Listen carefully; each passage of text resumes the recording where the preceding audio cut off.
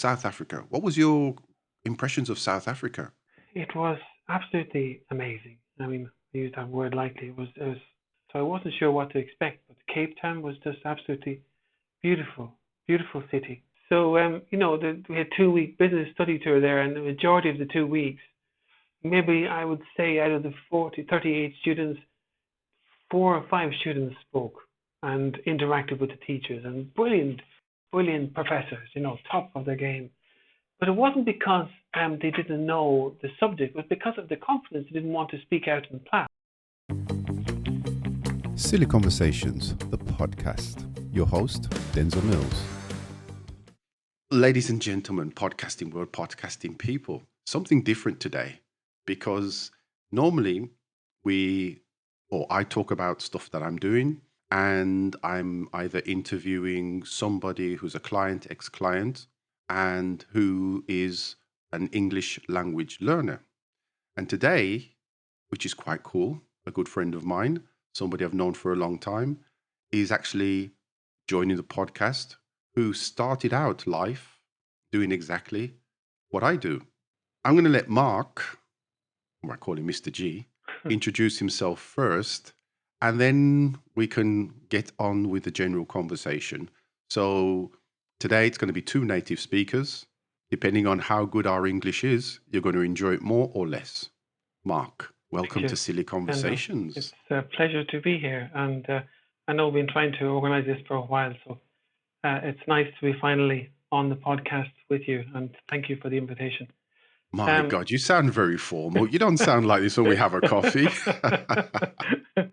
I wanted to sound somewhat formal at the beginning just to kind of see how it sounds later on. So do you want me to introduce myself, who I am?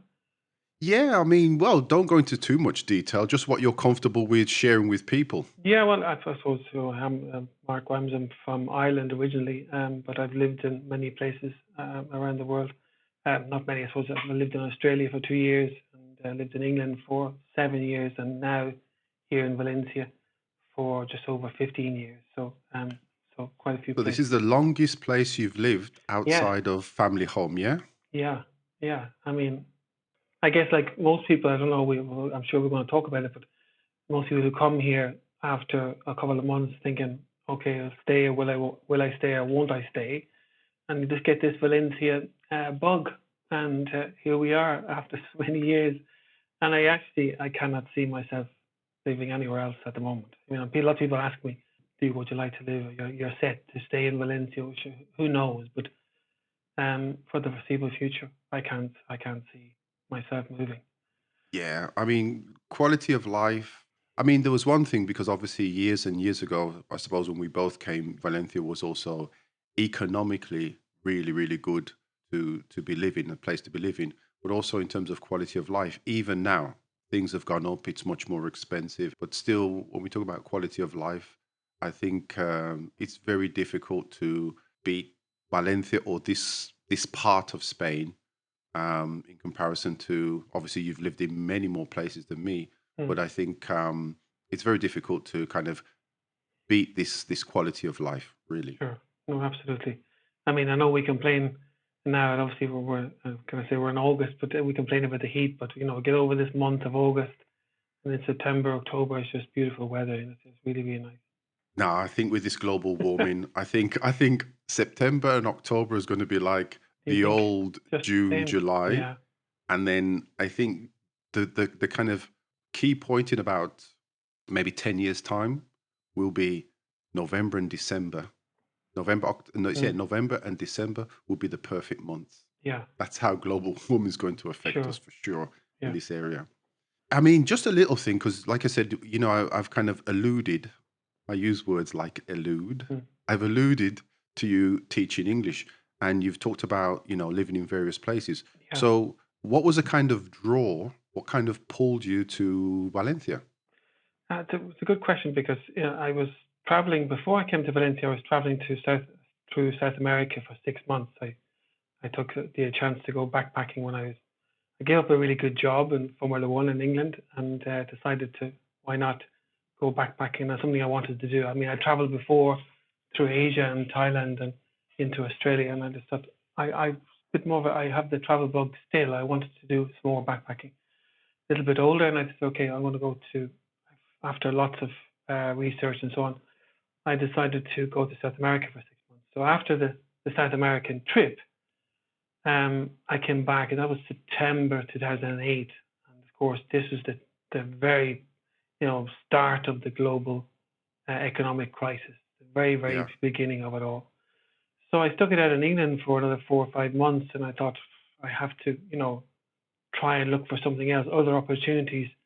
And lots of my friends were saying, maybe you should, go and work in the shops or in Tesco's. No offense to people who work in Tesco's, and I said, lady, you have to go and get something, because I wasn't usually getting any work. I got some work in B&Q in some marketing jobs, but not a lot to keep me going. I thought I had some savings still left over from my trip, and I thought, where can I go and keep learning Spanish, because I had some Spanish then with my 6 months.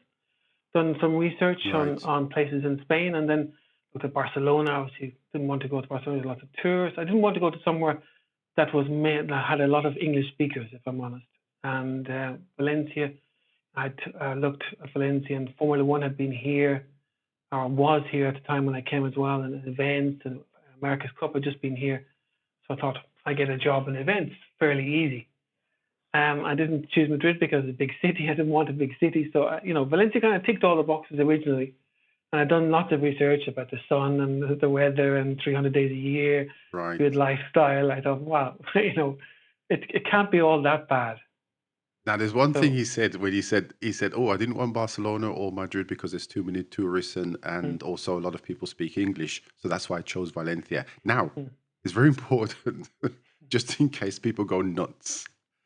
Um, I would still say, as much as we work in the kind of uh, language training and teaching English, etc., I would still say there is um, maybe a lower level in comparison per population, etc., of quality English. I think there's a lot of people in Valencia who have some English, and obviously because of the tourism and Valencia community. But I think maybe, like you said, places like Madrid or Barcelona, I think in terms of more professional language skills, whether it's English or German or Italian or French, in terms of professional skills, language skills, I think it's much higher than in Valencia. mm. However, with this podcast and all the things Mark is doing and all the things I'm trying to do, we will make a change. And I think we have made a change. Yes. I mean, Yeah. I think, as you said, I mean, you can see it over the years, even, transport and going literally through the streets of Valencia, you can see lots and lots of tourists and lots of younger people as well being able to speak to tourists and offering advice. And so you can see it. Even bus drivers are more, not so fluent, but they can put a conversation together and speak to people and give them directions. I think it's a lot better than what it was. But I'm not saying, that was one of the reasons. One of the reasons why what drew me here was this. I had to force myself into speaking Spanish, but I don't know how Valenciano just yet, but I'm getting there. But yeah, I mean, Valencia for me was just very much a whim and a prayer. I mean, I took a one-way ticket, and my friends all told me I was absolutely crazy, and I didn't have a lot of money together. And I remember just arriving. I always remember the first couple of days arriving here, and I got a bus into Caila Paz, and we all know Caila Paz. It was the first academy I started working on. I just remember all the bars being full, all the cafe bars being Yeah. full, and all these guys drinking beer and bottles of wine, and I said, there's no crisis happening in Spain, and I thought this is great. Well, It doesn't feel that's like the it. business area, yeah, I Yeah. suppose. So when you came, Mm. did you have a job lined up, or did you have to find a job when you were here? I had nothing. I mean, didn't know anybody either, and luckily I stayed with two girls who were renting out a room, and they helped me a lot with getting my NIA number and all of that kind of thing. And didn't have any work lined up. I had sent some emails beforehand, but as you know, when you get here, it's probably best. So I had done all the usual walking around, and the two girls I was staying with said, "Why don't you try English teaching? I mean, they're looking for lots of natives." So I don't have any experience. Oh, most places, if you're native, they really value that, and why don't you try it? And So I tried a place off Kyle Pass. Again, I wasn't very, very quick. I think it was about 2 or 3 weeks. I mean, as a person trying to get work, I suppose, is quick enough, but 2 or 3 weeks. But Yeah, it's that's not too bad, really. yeah, I mean, a similar thing when I came. It was, but I came, but having, in a sense, family, mm, you know, here or a partner here. But it was that kind of sensation when you buy a one-way ticket and you actually then just kind of sell up, or you yeah, know, you kind of finish renting the property, pack up whatever you've sure. got, you sell whatever you've got, and actually move. That's a Mm, strange sensation.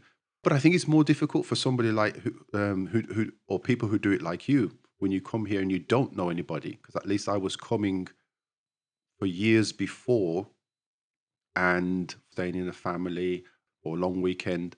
So I kind of had an impression of the city from mm, a family perspective, not from a tourist perspective.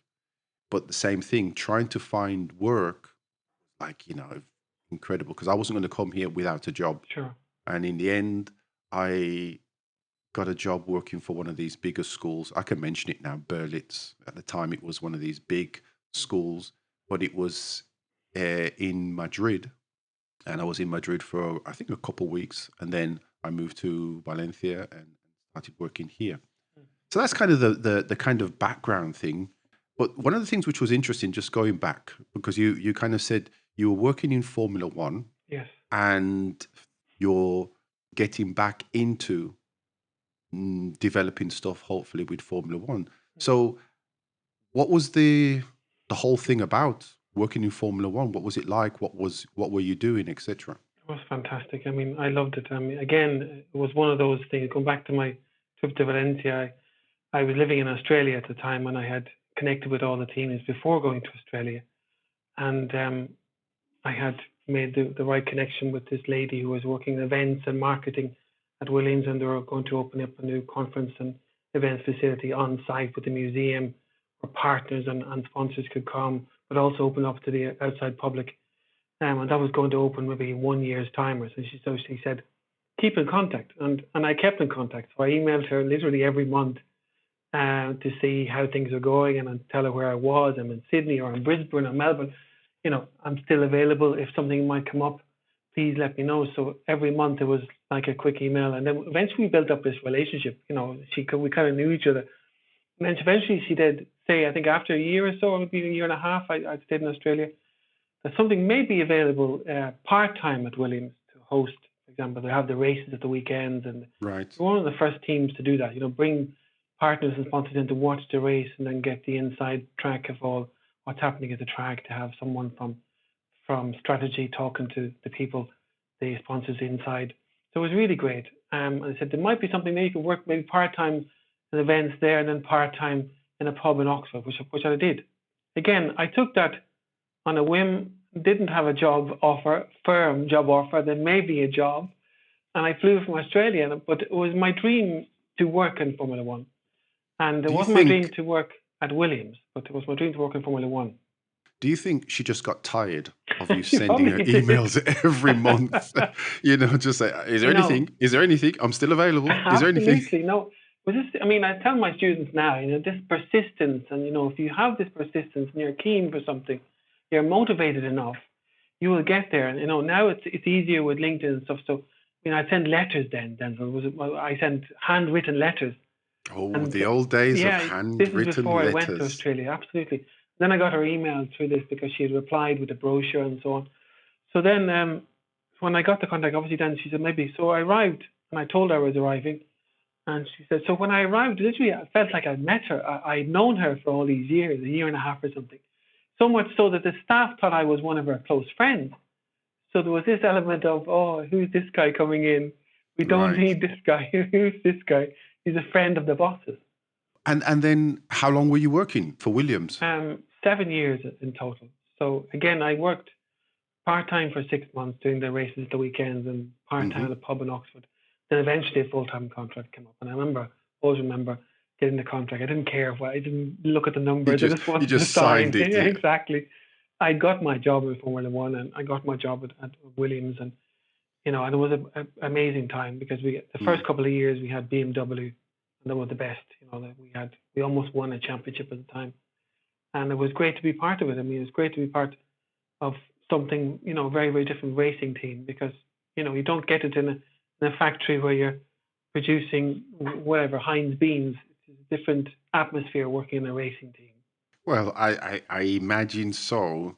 Making canned beans, or just basically watching the So it's watching a the conveyor very belt go around with the beans, different and then analogy. actually Yes, yes, working yeah. in this. But the thing is, though, because it seems very interesting in the sense that these kind of breaks and these changes, because I know what you're doing now is another change, Sure. because you said you decided to leave Formula One, travel around basically the world, and then move to a new city. Then you started as an English teacher. So just to kind of put it into context, what are you doing now? Because you said you started when it was in Kaila Path in an An academy. academy, yeah. Then we met when you worked for a private university when Yeah. I was there for about, I don't know, 4 months I or thought so, you were four there or for five longer, months. actually. Yes. It felt longer. It Yeah. felt longer, I I have to thought you admit. had been there longer before me because when we met, I still remember when we met because I used to go in for coffee, because I only had 2 hours, I think, in the after coffee break at 11, and we used to meet, and I made my point to go in at 11 to sit down with you guys to get some feedback because I was lost. I was lost at sea, and I remember you coming in and you were very professional as you always are. I said, this guy, he's been here an awful long time. It seemed like he'd been there an awful long Well, time. I've been around. Yes.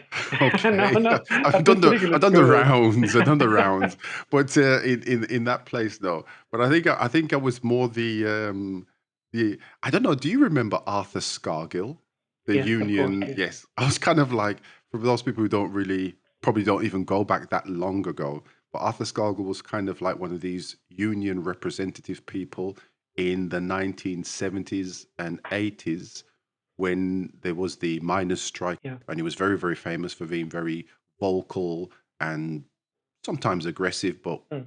a union leader. And at that time, where we were working in that particular private university, things like pay and conditions were Sure. just terrible. Hmm. And I think I went off like a little bit of a Arthur Scargill or Yeah. Eric the Red, the No, Viking, well, in actual fact, to produce not some. not long after things changed dramatically. I don't know whether that was Yeah, but I left. because of by that because time, of by what you were that time, saying. I wasn't there. So that time I wasn't there. So then now, I mean, you still work there now, Mm, but you're doing something different. So how was that transition from? Because Mark has been an English teacher for a long mm, time, and he's done some other things, but then always wanting to get back into the mm. whole world of marketing, Marketing, yes. events, and things like that. Mm, So we've worked together mm. a year or so in a project that I had, and he's moved from being an English teacher to, well, you explain. Yeah, I mean, that transition from being, I mean, I was an English teacher at this business and marketing school that we talk about, and giving classes to the directors of the school. Again, just being fortunate in the right place at the right time, I guess. And they were in my class, and I just happened to say I'd take the opportunity at that particular moment to say I'd studied marketing, and it's something that I'd be very interested in doing if something would come up. And then I think a year after, again, a global marketing degree was launched and only in English. So they needed English teachers with experience in marketing. And then, so I started with that. And that's now 6 years, I guess. I've been teaching the marketing course. But also, when I started with that, other opportunities opened with degrees in digital marketing, digital business, consumer behavior, all the different marketing subjects that I've been teaching, and also now in masters as well, masters international business. I work with that as well. It's only one I mean, semester. one of the things I really think is, and it's kind of, I admire a little bit, because you did do some of the classes in Spanish, or you have Yes, done some yes, teaching in Spanish, yes, which is one of the things I would really love to do. Some of the management training, team building, leadership, communication skills in Spanish, yeah. because I do think I can do a very good job just from my background in the UK. Mm, But you actually have done some of yeah, the subject matter in Spanish, and how yeah. was that? It was a challenge, I must admit, because again, it was one of those things that I had never even thought about, never planned. And again, a teacher had unfortunately left 2 or 3 weeks before a semester was going to begin, and I had done this project in marketing in English, this particular hotel marketing project, and the next semester they needed someone, so within 2 weeks. And I thought, again, the director was saying, "You can do it, you can do it." And I said, "No, the imposter syndrome setting in. I said, I Yeah. can't do it. Not a chance." He said, "Of course you can." And the students were absolutely lovely. But the thing is, and what I found is, I'm not sure if it's the same from your point of view, but when I was in the class, I was more demanding on my level myself than the students were. And I Yeah. felt I was communicating quite well. I was coming across quite well. Obviously, a lot of words uh, in marketing are in English, so the students will understand it. And a lot of these students have studied English for 2 years previous as well, so they would understand a lot. But I was more demanding on myself and my level. My level wasn't that good, wasn't good enough. But in the end, I really enjoyed it, and was one of those things again. Had I thought about it maybe 1 month before, I'd said no, not a chance. I'm going to have to pass up that opportunity. But I didn't have a choice. A choice, to be honest. But it Yeah. was good because it forced me. Well, that's the thing. And I said to a lot of the people who have been on the podcast, some people who have kind of rejected the idea about Mm, being on the podcast because they weren't too sure. It's one of these things where when you're forced into a situation, yes, we have standards or higher standards for ourselves, and I think that's just a good quality to have. You want to do the best you can, especially when people are paying to listen or to hear or to learn from you. So you want to do it as good as you can. First, I think for yourself as an individual, but also then as you're providing a service or course or something, and you want people to get the best from that. But until you find yourself in that situation, you really don't know how well you can perform. mm, And sometimes when I've done recordings and I've sent a copy to people who've appeared on the podcast, and they said, "Oh, I really don't like the way I sound, but generally, it was very interesting listening to myself and how I explained things, etc." So we're always going to be, because we are not native speakers of Spanish, and so we're always going to have our tone, our intonation, difficulty with pronouncing some of the words. So we're always going to have that difficulty. But I think the reality is most people from my side of things, the world of business, are not dealing with native speakers. mm. 90%, 95%, they're dealing with people who are using English as a second or third language, maybe even Americans, you know. You Mhm. know? So what I'm trying to say is I think using Mark as an example for those people who are listening, if you still find yourself in a situation where you think, oh, have the opportunity to give maybe a presentation in English or a round table or some event, but I'm not too sure, you'll never be 100% prepared. Now, if you're an A1, A2, B1 level student, I'd kind of really think about it. Yeah. But I think once you're into that B2 level, once you've got a certain level of fluidity and confidence, try it. What's the worst thing that can go wrong, Mm, really? And if you do the preparation beforehand, then I think you can actually control a lot of the situations, especially when it's a presentation. mm. Obviously, the questions at the end or the conversations over coffee and things is a little bit more difficult. But if you actually control and manage what you can and prepare what you can Yeah. manage, I think it helps a lot. Just when you're speaking about presentations, I mean, on the back of those classes, I don't know which was the back of that, but the opportunity to do EMBA came up as well. And again, it was over a weekend. I had to Yeah, decide because you did that it was all in all Spanish in as well, Spanish, the MBA. Yeah, all in that's quite Spanish. cool. And so, I mean, it started again. It was unlucky timing. It started this big before we had maybe 1 year in, and the pandemic came in, and it was cancelled. But you talk about presentations there as well. We had to obviously do lots of presentations for all the different topics we were doing, and everything was in Spanish. And again, that was something I thought, again, imposter syndrome set in. And I only had a weekend to decide, Dental. I don't know if you remember. Yeah. I only had the weekend to decide. And Jan, another friend of ours, was saying, you have to do it. You must do it, and it'll be good for you. And it was a fantastic experience, but But I think one so of the good challenging. things about this, one day we'll have Jan on the show Mm, as well. But I think the very fact that you had a reference sure. for somebody who actually went through the Mm, experience, and then you could use that person to kind of say, really, what was it like? And I think Jan's a good reference in, sure. in in that sense. So Jan, Yes. listen more to this podcast because you're mentioned, and therefore you should be listening more often. But she was a good A reference, and I good think cheerleader. that Yes. that Yes. helped a lot. And I remember you showed me was it the economics? I remember like we met once off for a coffee, and you were showing me how, I don't know if it was the economics or the statistics, Yeah. whatever it was just super difficult, even in English. Yeah. And then I remember you said you had to kind of explain this and go through it in Sure. Spanish. So That's one thing, understanding it and understanding the topic, the subject matter in English, and then to translate that, and then to, get it across to these directors in front of you who are then going to mark you, um, in Spanish, and that's, so it's a double whammy as such, and mm, try to understand it. But again, and then I had to do exams in Spanish as well, and these are written exams. I'm not sure if they do them yeah, anymore. I mean, I was so nervous. I mean, it was a finance exam. And I thought I was the only one who had failed, but there was lots more in my group as well who had failed. So there was, I wasn't the only one at the first time. And then we had the second yeah, exam. But, all of that, again, it's just pushing yourself. And, had I not done that, I probably wouldn't be doing some of the things I'm doing now, but pushing yourself out there and standing up in class, doing the presentations in Spanish in front of all these leaders. They're all leaders and CEOs of companies.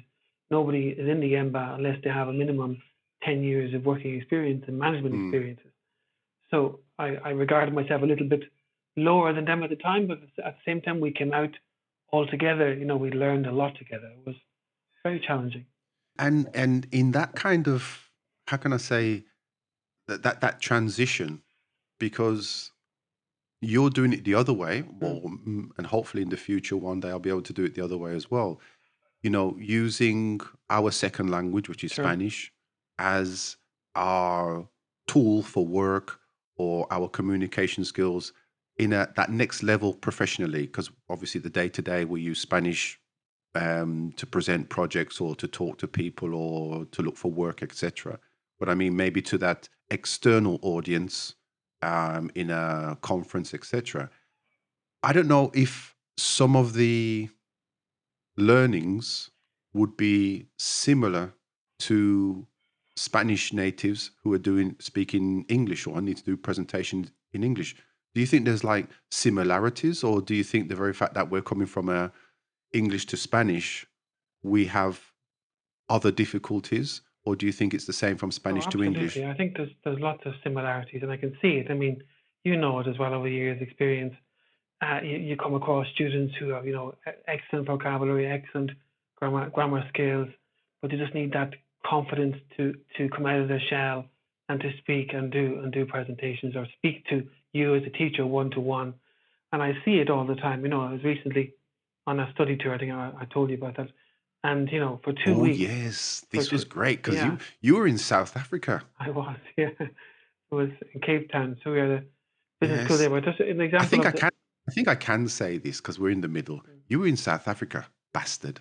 Oh my Okay, continue. hope you want to edit that. Well, I Um, don't know. I'll see what happens. so, we had 2 week business study tour there, and the majority of the 2 weeks, maybe I would say out of the 38 students, 4 or 5 students spoke and interacted with the teachers, and brilliant professors, top of their game. But it wasn't because they didn't know the subject, it was because of the confidence they didn't want to speak out in class. And then at the end of the 2 weeks, they had to do a presentation. It was part of their curriculum. If they don't do the presentation, they wouldn't pass this particular study tour. So in Right. the end, it always surprises me. The last day of the presentations, they all do it so well. And I think, where did this level come from? Where did this confidence come from, number one? And where did Yeah. this level come from? So they have it. It's a case of pushing them and, forcing them. Like, as I said before, I was forced or pushed into these opportunities, but had I not take them, likewise for those students, there's wonderful opportunities for them, and they can do it. Just sometimes, just that confidence and coming out of their shell. Yeah, I mean, this is the thing I always, and maybe it's the style or how I work with people, and then my focus is always starting from the kind of side of communication Mm. and building that confidence just to speak. Doesn't really matter if you're starting from, a very lower level, just that confidence to be able to respond to very simple things and try to make it part of your, it's not a thinking process, it's an automatic response process. And then try and build that up as we go along. Then introduce structures and vocabulary, etc. But for me, really, it's that confidence just to kind of respond first of all. Then the rest we can Sure. actually, put into place. Yeah. I mean, So then, likewise, sorry, likewise in Spanish. I mean, again, I remember just breaking through that barrier. We have this kind of hump of a hill to get across, and we're in conversations with lots of people speaking Spanish, and they got completely lost. But then, as you force yourself to get into that conversation, no matter what comes, we want it all to come out grammatically correct, and we want to have the correct um, direction to where the conversation is going. But just forcing yourself out of there, and if you make mistakes, that's okay to make mistakes. And then you can always say, "How do you say this?" And most people will understand. And but getting that past that point is really, really hard. But don't you think there's a point now as well? Because I'm sure you're in the same situation as me. There's a point where sometimes you feel I shouldn't ask, how do you say this? Sure. Because I should know. Yeah. I'm a lazy student. Yeah. And we've been living here a long time. So we've been living in the environment and experiencing the environment. So there's a point where sometimes you don't feel comfortable saying, how do I say this? Sure. There's another point where you think, oh, I should know this because of the amount of time I've been here. Absolutely. And the other point is people expect you to Absolutely. know certain things for the amount of time you've been here. And actually, sometimes, I don't know about you, but I'm sometimes embarrassed when they say, "How long have you been living here?" And I said, "Are they asking me this because my level is so bad? Or are they asking me this just in general?" So I'm like, 16 years. Yeah. Wow. So I don't know. That's me just overthinking, I guess. I don't know, but it is one of these things where I remember this is like little anecdotes. I remember after about, I don't know, maybe probably even 10 years, after 10 years living here, and I was going somewhere and my shoelaces, my shoelaces broke. Those were the days when people wore proper shoes. I was a proper shoes wearer, and my shoelaces broke. And after about 10 years, I realized I didn't know the word for shoelaces in Spanish because it's not anything you ever need. Vocabulary, So I'm actually went into the shop, and I kind of was in the shop and I was there standing and I was thinking, I have no idea what the word is. So in the end, I kind of like lift up my foot, pointed at my shoes and said to the woman, "¿Tienes estos? No sé cómo se llama." I said, "Oh, cordones." And I said, "Okay, cordones." Yeah. But that out of necessity, that kind of stayed with me. The funny thing is that like 10 years, in the first, I don't know, 6 or 8 months living here, I actually knew certain things because I had to do some painting in the apartment that I was living in and some things. So I knew like a lot of vocabulary related to paint and DIY things, etc. But basic things like shoelaces, which is something which never enters your vocabulary, or certain things with clothes where you can just look and you don't need to ask. So there's gaps in your vocabulary, and I think there's gaps in English learners, doesn't matter their nationality, vocabulary, because it's not something that you are actively using, or it's not something it's using, or it's not something that's necessary. So yeah, but I always remember that story of those cordones. I was walking around. I still get blanks. Yeah. Yes, and then you do. That's the other thing. You also get blanks, and you start the sentence, and you think, "Uy, no recuerdo cómo se llama." What the word is, yeah.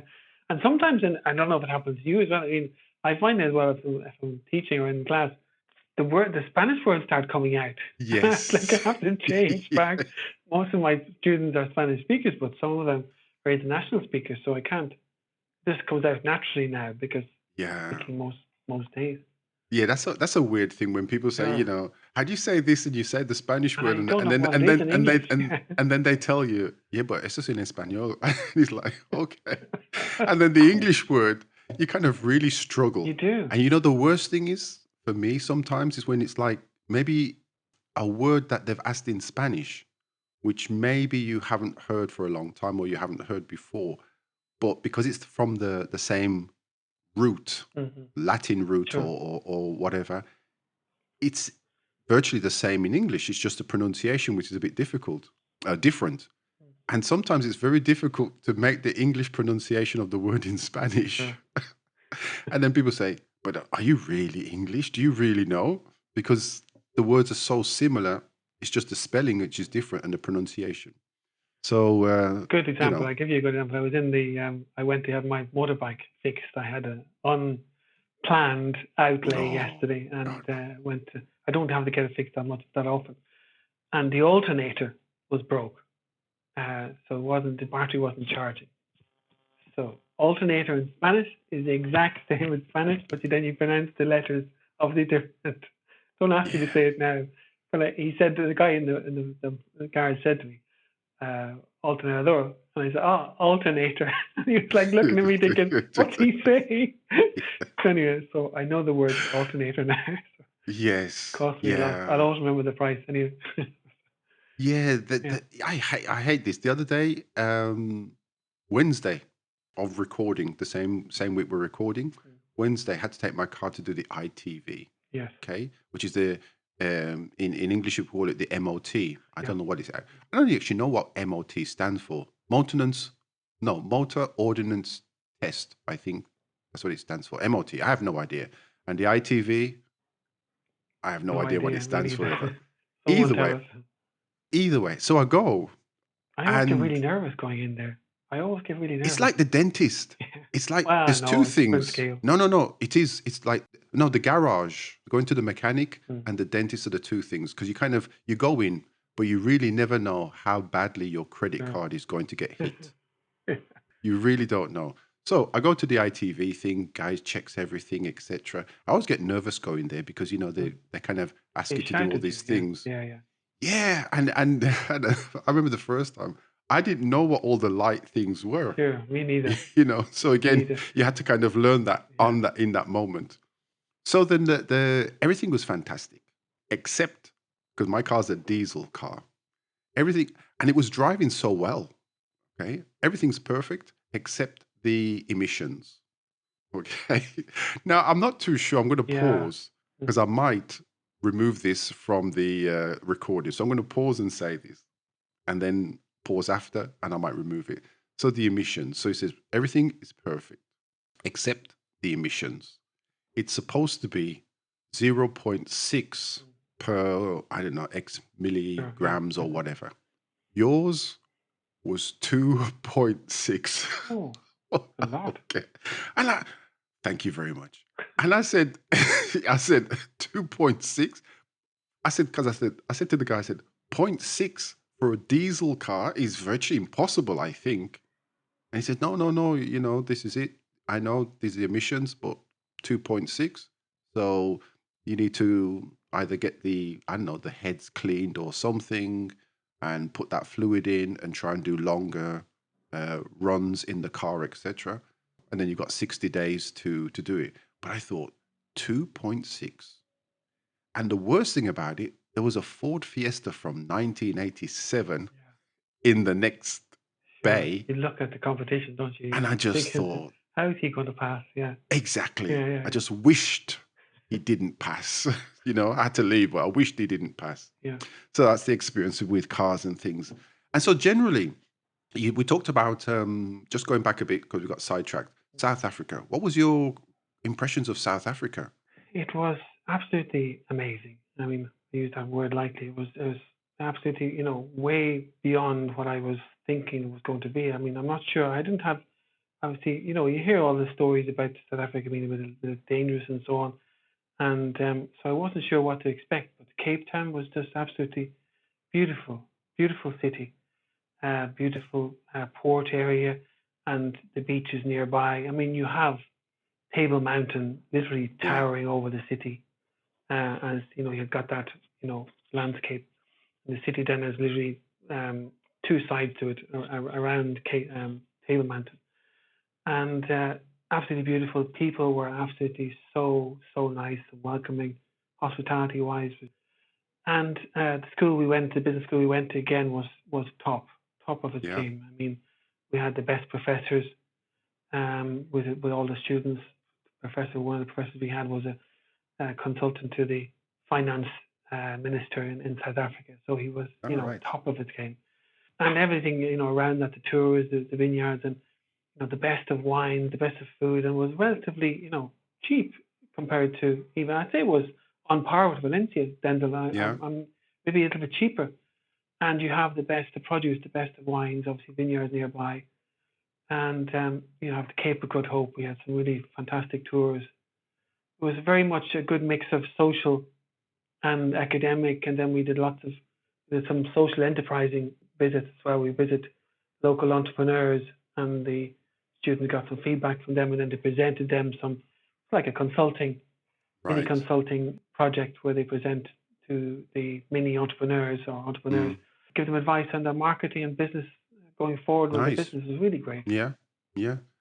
And then in terms of what's kind of coming up next for you, because obviously you'll be continue working in the university, Hmm. and but I know you've got some projects and things that you'd like to either get into, or you've got some plans. Hmm. So without maybe going into too much detail, what's kind of like going to be the what's 2026 going to be like for Mark? That's the question. I have all these things, I've things popping up every so often, and you probably know I come up with this idea every so often. I talk to someone, and it's a connection. Sometimes it doesn't work out, but again, it's going back to my persistence at Williams, and eventually something will. I mean, I've developed this business master class on the business of Formula One, and I've presented it to many universities, and I presented it also to the university I'm working at now. And Right. unfortunately, at the time, it wasn't the right time because it was in English, and it was 4 or 5 years ago, as we talked before, the level. So we published it and we put it online, and we didn't have a big uptake. So unfortunately, we didn't run it. But I've stuck with that original idea, and again, every 6 months or every couple of months, I send it off to various universities. I recently was in Madrid at a sports summit in Madrid. It was fantastic. It was 2 or 3 days of presentations from world leaders in sports around the world, and I happened to connect with another university there.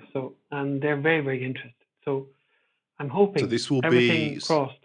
so this will be well, first of all, the sports summit or activities Sure. is obviously something I couldn't go to because my this guy does cycling as well. Does like Yeah. these crazy millions Yeah. of kilometers cycling. So anyway, Not as that's why I much went as to I used to. the sports summit thing. I wouldn't go to the sports summit thing because they wouldn't let me in because I don't look sporty enough. No, Well, you do. I You're look very sporty, healthy and sporty. I but I don't do sport. Yes. But anyway, the point is, this proposal for this other university, which kind of is interested in, is it going to be in English or is it going to be a mix of half English, half Spanish? How do you see it? In English at the beginning, but they offer this, for example, as a sports MBA, and Hmm. they want to try and combine some different sports rather than, so they have tennis, they have football, and so they want to and try and bring Formula One and motorsport into it because, again, with the connection with Madrid, Madrid is hosting the Formula One next year in Yeah. September. This university has a connection with the FEMA, which is Madrid Cup, which offer, sorry, who are organising the Formula One in Madrid. So there's a bit of a connection there. Hmm. So they want to offer their students, international students, and it's an association with this leading sports man. I'm not sure if I can mention him. So it's that connection, but also then offering another, I suppose, another module, another masterclass in Formula One. So they're very interested in that. So it's a 5-hour course, but then, Yeah. for example, for day 2, we could offer some facilities like pit stop, practice with a real Formula One car, and all the teams will work together and practice what you see in Formula One every second weekend. And I'm not sure we get the times that McLaren got last week was 2 seconds only, but the whole idea of teams working together to achieve Yeah. one goal, practicing all the time like they do in Formula One. So a bit of academic side on the first day and the business cases and case studies related to Formula One, and then the second day more interactive activities, and it comes together as a whole. Yeah, that'd be cool. Mm. Now, I know the reach of this podcast. Mm. And the reach is not very much reach, but you never know. Something may happen, and somebody may know a person who would like to promote this kind of thing, a business who would like to try and do something different. Because I know some businesses, some of the companies I've worked with this year, and they had some kind of team building activities, and I have to admit they were very poor Mm. based on the descriptions the students gave me. Now, maybe I have higher expectation, and obviously, when we talk about this idea of team building, depends. Some things are just, how can I say, present or light events to say thank you to the workers, and other things could be really to solve problems and difficulties in terms of communication. But if you are a business person Mm. and you are interested or would like maybe to do something like that for your company at some time in the future, you can get in touch with me and I can pass that details on to Mark, and or even in the future, because I'm sure Mark will come back and we'll just do another one of these chit chats and catching up anyway. I think that's quite cool. What do you think? Let's kind of, before we kind of close it out, what do you think we, as I don't know, I never liked the word expats, but anyway, what do you think as we Yeah. as natives speakers, Irish, English, Welsh? I'm not really going to talk about the Germans and French and Italians because I don't really know that kind of structure. But Mm. people from the UK and Ireland, yeah. What do you think we don't do, or what do you think we need to do to kind of, I don't know, improve our lives here? Maybe we don't need to do anything. I'm not too sure. But what do you think we're missing sometimes in terms of living in, a city like Valencia or the Valencia community, and we could do to improve or connect more or whatever? I think the one thing that I think we all maybe did at the beginning when we first arrived is you tend to stick with, as you said, expats or your friends or English speakers. I mean, I remember going to the Irish bars. I remember going to the Portland American bar, which is still here and still going strong in the centre. But then, I just thought to myself, I could do this at home. I could do this in Australia, where I lived, in England, where I lived, and I've come to Spain to get myself more involved with the Spanish culture and the Spanish lifestyle. The only way you can do that is to learn the language and Yeah. appreciate it more and from leading on to that. I was lucky again. I still have a very good friend who forced me again, pushed me to meet for coffees and pushed me to go for a beer with him, and again, give me the confidence to speak with him and to make the mistakes and so on. And he would kept again encouraging me. And had it not been for him, I wouldn't be speaking Spanish today. And I'm sure we meet every so often. He lives in Madrid, and we laugh and joke about it. Only for him. But I think we really need to make that effort, forcing ourselves into taking the language course, learning the language, and then interacting with the locals. For example, here in my building, I wouldn't be able to interact with my neighbours up about in the next floor up or the next floor down Yeah. when I meet them in the hallway. And in the barrio where we live, you live in a barrio as well, so it feels like a little village feel. And I wouldn't have these conversations in the street with the locals because I know them, I know their faces now. I'm sure you do as Yeah. well. Yeah. So we wouldn't have that interaction if we didn't have Spanish because they wouldn't be able to speak to us. And the thing is, I mean, I think as well, I kind of sometimes think, oh, I would really love to speak Spanish. When you see younger people, different nationalities, and maybe they actually went to school here in Spain, or they were actually born in Spain from different cultures, but they were born in Spain, so they're Spanish. And sometimes there's a little bit of jealousy, thinking, I'd love to speak like that person, Yeah. or even somebody who's just very good. now on my YouTube feed, you start looking at something and the algorithm starts Sure. to send you things, etc. And I'm going to do a little chat about this as well. But you don't have to be perfect. You don't have to be, yeah, you don't have to be perfect. It's about just with a smile, bit of conversation, making the effort, and understanding or looking at and seeing how people interact and try and do that. Now, as a person who's not very sociable, okay, my work is sociable. That's one Yeah. thing. But as a person who's not very Mm. sociable, I still think sometimes I need to make that effort to do that. And I think that's something which I think should also be transmitted to people we work with, your students, business people I work with, and anybody learning a language. Yes, we have a much higher percentage because we can listen on the radio to Spanish, we can watch TV. Not that there's much There's much good stuff on TV to watch. TV.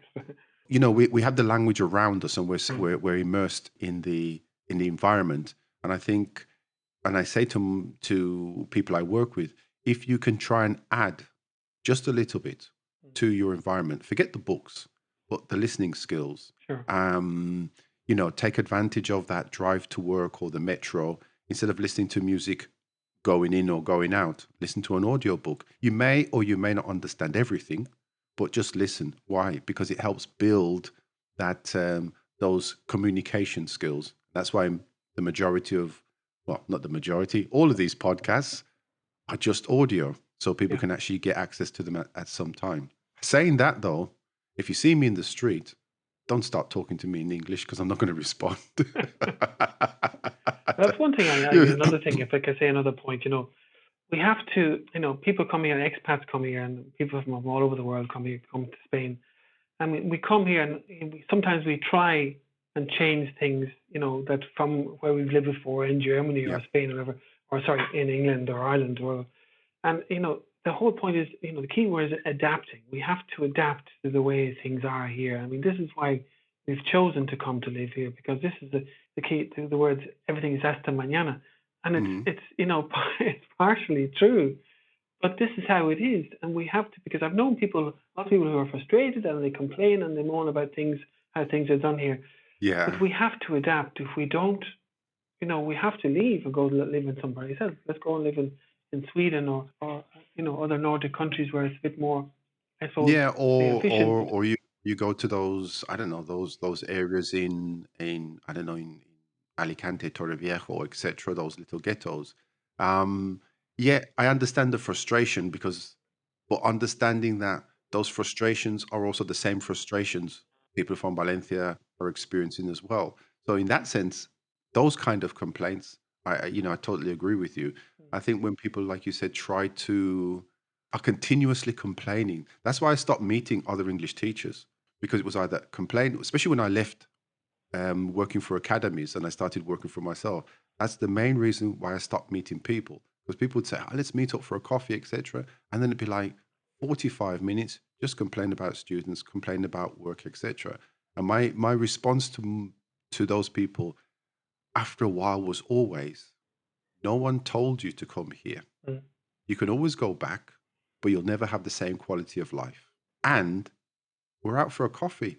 We're out to relax. We can have our jokes about life and the mistakes we've made and general stuff like anybody.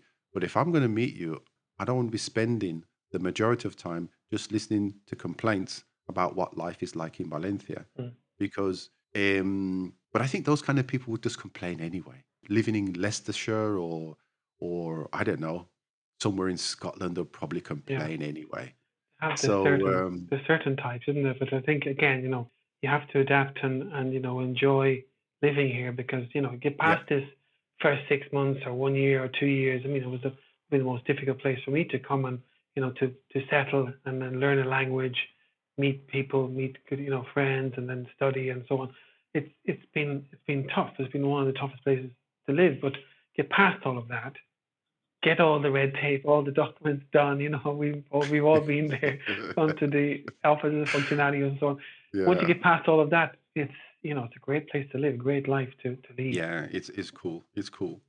So I don't know how if you want to, because this was quite nice, and because the thing is, for you people listening, I've been going on having a go at Mark Yes, for you about have. 1,000 Sorry. years, and I said, "Listen, just come.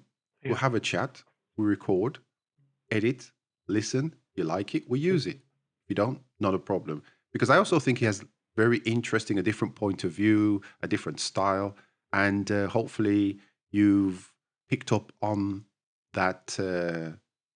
I was gonna do a definition. I was gonna do like a Vaughan system. Picked up on. Oh, yes. Picked up. Let's use Picked. the Picked. Picked verbal, up. the phrasal Picked up. verb there. Yes, very good. Exactly. Rubbish stuff. You'll Anyway, have to I was recording gonna do that. after. But anyway, yes. But hopefully, you've picked up on his style, his approach, and as the podcast develops, and another invite, or maybe with Jan, with I'd the love three to of do it us, again. Yes, for sure. we can do it again and just have different perspectives. Mm. And I would like to do that thing with other people who are living here from the different perspective of us living here, whether you're from Ireland or Germany or France, etc., and just get your point of view or their point of view of what life is like here. And then the usual thing with also my guests and also my little rants. I don't know, Mark, is there anything you want to finish with before we kind of call it a day? Because I like to keep to my I times. go on my professional mode again. It was it was very, very nice to be here. And again, apologize for putting it off. I wasn't cancelling it. I was just putting it off. Again, these putting off and procrastinating. That's the key. That's the I'm word. the Yeah, biggest putting it procrastinator. off. I'm the biggest procrastinator ever. But when I get down to it, I mean, here I am now, and I'll say no. Friends of mine and family always say, I say no. The very first thing I say to say no, and then after that. But I used to be a no person. I Yeah. used to be in that kind of line of things by saying, first thing I used to say was no. And until somebody pointed it out to me, I kind of thought, okay, I'm going to try not to say no, but try not to say yes. I'll actually look at it first. And it took me a long time to kind of make that change. But yeah, it's difficult. And anyway, this is not life or death, to be quite honest. No, absolutely not. It's been really enjoyable. I really enjoyed it, and I want to come on again. So tell me the next time you want me on, and I'll be here. Okay. I Now, was very enthusiastic. because this is an audio thing, okay, and I've been waiting to say this because it's an audio thing, but obviously we're connected via video, Yes. okay. Next time you come on, let's organize the dress code because we're Absolutely. both dressed in white t-shirts Oh, my backdrop and glasses. as well. Terrible. My backdrop. we just look like This is very twins, professional. Yeah. My backdrop is terrible. So no, because in the future we're going to do Video, I yes. think I've spoken about this because I'm doing the web page anyway at the moment. So I think for 2026 there will be one or two video podcasts, and then we'll sort out the background and everything. So Mark, really, thank you very, very much for your time. It has been very, very interesting. It's been nice. And very professional you are. Super professional. I try. This will bring the podcast to a conversation differently. Exactly. This will bring it up to the next level. No. I'll get past those 10 listeners and I'll get to 12 just with your. Hopefully this helps you get some users or listeners, or even hopefully people don't sign off or unsubscribe. Or unsubscribe. But I think it's also good because, like you said, we've got that difference, and I think hopefully got somebody like Jan, and there's a French woman who also teaches English here. I'm going to be talking to soon, and a woman from. Hopefully, she does it. She's from Croatia. She's a yoga teacher. So it's going to be different people who are here and talk about their lives, their life here, and how they see things, and just the general chit chat. So, Mark, thank you very, very much for your time. You're welcome. Everybody, this was Silly Conversations, entering a new stratosphere. We'll see you on the next one, whenever that's going to be, because I don't know yet. So we'll see you then. Bye. The voices and the names have been changed in this podcast to protect the wicked. For any grammar, information, or correction, please ask someone else, not me.